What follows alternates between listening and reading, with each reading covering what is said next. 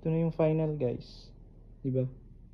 Ito yung hitsura guys ng aking bed na wala pang ginagamit, na kunting ano lang, kunting hagod lang ng kamay,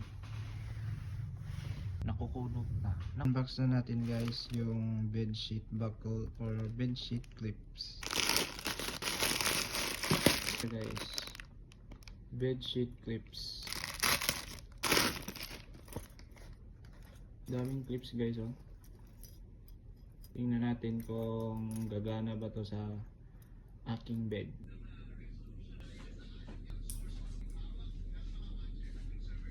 Ito na yung pag-set up ko guys.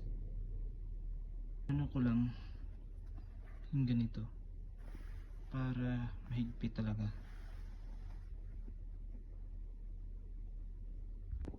Ito na yung final guys, di ba?